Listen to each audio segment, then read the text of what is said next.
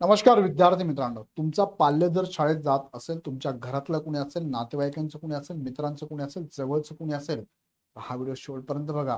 सध्याची शाळेची फी, खाजगी शाळेला ऍडमिशन घेतलं की फी तुम्ही बघा 1 लाखापासून सुरुवात होते. अगदी नर्सरीला सुद्धा एवढ्या फीज आहे. काय नेमकं शिकवतो? पुस्तकाच्या बाहेरचं कोणतं नॉलेज देतात का? सो याच्यावरती वेळेचं नियंत्रण नाही ठेवलं तर भविष्यामध्ये गरिबांनी शिकायचंच नाही हाच नियम निघू शकतो, जो अलिखित असेल. त्यामुळे भविष्यात जर तुमच्या पिढ्यांना वाचवायचं असेल तर नक्कीच हा मुद्दा सगळ्यांनी लक्षात घेतला पाहिजे. सो आपण या व्हिडिओमध्ये समजून घेऊया की शाळेची फी किती असावी. शाळा अवाजवी फी घेऊ शकत नाही.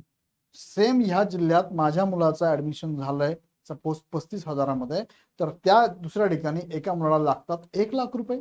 सेम कॅटेगरी आहे, सेम काय म्हणजे आपण स्टँडर्ड आहे, तरी पण एवढी फी. फक्त अवाढव्यपणा जास्त आहे. शिकवणार तेच आहे, फक्त इन्फ्रास्ट्रक्चर वगैरे हे ते खूप चांगलं चांगलं दाखवतात, लॅविश. तिथल्या शिक्षकांना पेमेंट विचारा किती आहे?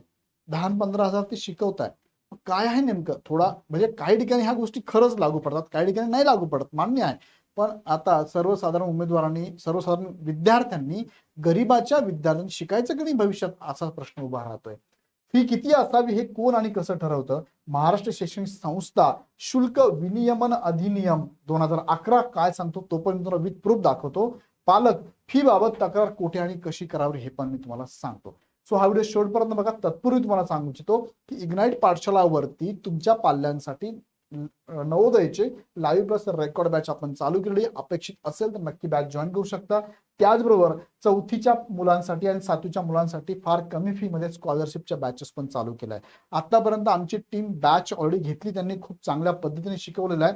पॅरेंट्सचं फीडबॅक पण तसा आहे. सो ह्या नवीन वर्षामध्ये ह्या बॅचेस चालू झालेल्या आहेत फार कमी फी मध्ये. टू द पॉईंट शिकवणारी टीम आहे. ही पूर्ण टीम तुम्हाला युट्यूबवरती बघायला मिळेल. तुमच्या मुलाला दाखवा, यांचे लेक्चर आवडले तर नक्की जॉईन करा, आणि तुमच्या मुलाचा स्कोर वाढत असेल तर नक्कीच तुम्ही पण विचार करा. सो ह्या बॅचेस जॉईन करण्यासाठी खाली डिस्क्रिप्शनमध्ये ऍपची लिंक दिली आहे, लिंकवर क्लिक करा, हवी ती बॅच जॉईन करा. शंका असेल तर खाली नंबरवरती कॉल करा. जाऊया मुख्य मुद्द्याकडे. लोकमत न्यूजपेपरने बघा 22 एप्रिल 2026 ही माहिती दिली आहे, आणि ही माहिती GR शासन निर्णय परिपत्रकाच्या स्वरूपात सुद्धा आलेली आहे. ते पण मी तुम्हाला दाखवतो. शाळांनी अवाजवी शुल्क वाढवल्यास आता पालकांना दाद मागता येणार आहे. खाजगी शाळांच्या मनमानीला बसणार चाप. विभागीय शुल्क नियामक समित्या कार्यान्वित झालेल्या प्रत्येक विभागामध्ये ह्या समित्या नेमल्या गेल्या, ज्यांचं काम आहे की त्या शाळेने किती फी आकारली पाहिजे याच्यावरती अंकुश ठेवण्याचं काम ही टीम करणार आहे. या संदर्भात सरकारकडून खाजगी शाळांसाठी फी बाबत नियमावली सुद्धा आहे बघा. विधी व न्याय विभागाचं ही नियमावली बघा. महाराष्ट्र शैक्षणिक संस्था शुल्क विनियमन अधिनियम 2011 या दिनांक 26 जानेवारी 2016 पर्यंत सुधारित केलेली आहे. आता यामध्ये हे जर पूर्ण वाचलं तर बरंच मोठं आहे, मला फक्त दाखवतो मी बघा. हे पूर्ण 22 पेजेसचं आहे. तुम्हाला ही जर PDF पाहिजे असेल मला कमेंटमध्ये सांगा, किंवा आपल्या टीमला कॉल करा, ते तुम्हाला ही पूर्ण PDF पण पाठवून देतील. ही पूर्ण PDF व्यवस्थित वाचा. यामध्ये सगळं त्यांनी सांगितलं बघा. प्रकरण 1, जादा शुल्क गोळा करण्याचा प्रतिबंध काय आहे, व्याख्या दिलेली आहे.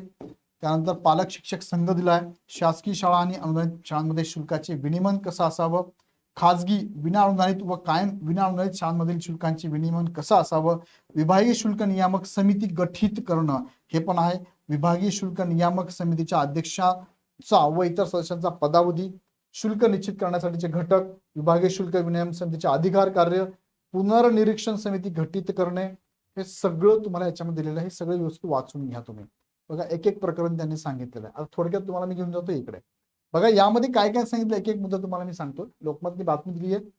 खाजगी शाळांच्या अवाजवी शुल्क आकारणीला चाप लावण्यासाठी शिक्षण विभागाने विभागीय शुल्क नियामक समित्या कार्यान्वित केलेल्या आहे. ह्या प्रत्येक विभागाला आहे. तुम्ही विभागाला जाऊन, शिक्षण विभागाला जाऊन भेट द्या. त्या विभागाला शिक्षण खात्यामध्ये जाऊन भेट द्या, त्यांना विचारा की समिती कुठे आहे. तुम्हाला ते लगेच सांगतील यांचं डिपार्टमेंट कुठे आहे. तिथे जाऊन तुम्ही तक्रार करू शकता किंवा समजून घेऊ शकता की स्कूल फी कसं रेग्युलेट करू शकतं. राज्य आणि विभागीय शुल्क नियामक समितीचे अध्यक्ष आणि पदसिद्ध सदस्य सचिवांची नियुक्ती अधिसूचनेद्वारे जाहीर केली आहे. खाजगी शाळांच्या आकारणी विरोधात आता पालकांना समितीकडे दाद मागता येणार आहे. खाजगी शाळांची फी लाखांच्या घरात आहे ना, काही ठिकाणी हे पाहायला मिळते आपल्याला.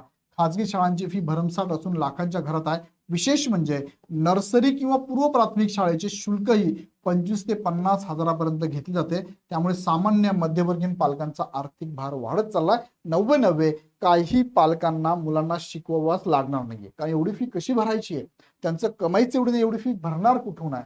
त्यानंतर शाळांच्या अवाजवी शुल्काला चाप. खाजगी शाळा तसेच स्वयं अर्थसाहित्य शाळा, बघा बऱ्याच ठिकाणी तुम्हाला हे शाळा बघायला मिळतील. स्वयं अर्थसाहित्य शाळा विविध सुविधांच्या नावाखाली पालकांची लूट करतात. मुलांच्या शिक्षणासाठी पालकही हतबल असतात. आता महाराष्ट्र शैक्षणिक संस्था शुल्क विनियमन अधिनियम 2011 नुसार शिक्षण विभागाने विभागीय शुल्क नियामक समित्या कार्यान्वित केल्या आहेत. त्यामुळे खाजगी शाळांच्या अवाजवी शुल्क आकारणीला चाप बसणार आहे. विभागीय शुल्क नियामक समित्या कार्यान्वित, ह्या समित्या काय करतात नेमकं, थोडक्यात ते पण सांगितलंय. जिल्ह्यात खाजगी शाळा असतील, स्वयं अर्थसाहित्य शाळांच्या शुल्क आकारणीसाठी शुल्क विनियमन कायदा आहे, तरी देखील अनेक शाळा मनमानी शुल्क आकारतात. पालकांना शुल्क वाढीविरोधात दाद मागण्यासाठी विभागीय शुल्क नियामक समिती, पुनर्निरीक्षण समित्या आता कार्यान्वित झालेल्या. पण पालक म्हणून तुम्ही पण जबाबदारी घ्या. तुम्ही पण यांच्याकडे जाऊन तुमची तक्रार नोंदवली पाहिजे. नाहीतर आपण घाबरतो, मी जर तक्रार केली तर माझ्या शाळेत माझ्या मुलावरती शिकवणारे शिक्षक आणि ती शाळा उगाच विनाकारण माझ्या मुलाला काहीतरी गडबड होऊन जाईल, त्याला शिकवणार व्यवस्थित किंवा काय काय होऊ शकतं, याला घाबरतो आपण. पण जर तुमचा अधिकार आहे, तुमचा हक्क आहे, तो मागितलाच पाहिजे. कारण शासनाने दिलंय, लिखित स्वरूपात आहे. तुम्ही जर नाही बोललं तर तुमच्यासाठी कुणी बोलणारच नाही, तुम्हालाच बोलावं लागणार आहे, लक्षात घ्या. यंदा सरासरी किती टक्के शुल्क वाढ करू शकतात, ते केवळ 15% जास्त फी वाढवण्याच्या शाळांवरती अनधिकृत आणि मनमानी फी वाढवणाऱ्या शाळांवरही आता कायदेशीर कारवाई होऊ शकते. 15% मॅक्सिमम, त्याच्यावर वाढू शकत नाही. जिल्ह्यात 1021 खाजगी शाळा आहेत. जसं की एका जिल्ह्याची माहिती त्यांनी दिलेली, बीड जिल्ह्याची माहिती आहे. जिल्ह्यात एवढ्या शाळा आहेत, त्यात स्वयं अर्थसाहित्य किती आहेत. कुठे करायची तक्रार, तर शालेय शिक्षण विभागाने विभागीय शुल्क नियामक समिती, पुनर्निरीक्षण समिती अधिसूचनेद्वारे नियुक्त केली आहे. या समित्यांकडे तसेच तालुका व जिल्हा स्तरावरील शिक्षण विभागाच्या अधिकाऱ्यांमार्फत तक्रार केली जाऊ शकते. तुमच्या तालुक्याला जा, शिक्षण विभागाला भेट द्या, त्यांच्याकडे तुम्ही तक्रार करू शकता. शुल्क वाढीविरोधात पालकांना दाद मागता आता येणार आहे. एका अधिसूचनेद्वारे राज्य आणि विभागीय शुल्क नियामक समितीचे अध्यक्ष आणि पदसिद्ध सदस्य सचिवांची नियुक्ती करण्यात आली आहे. त्यामुळे खाजगी शाळांच्या मनमानी आणि अवाजवी शुल्क आकारणी विरोधात आता पालकांना समितीकडे दाद मागता येणार आहे.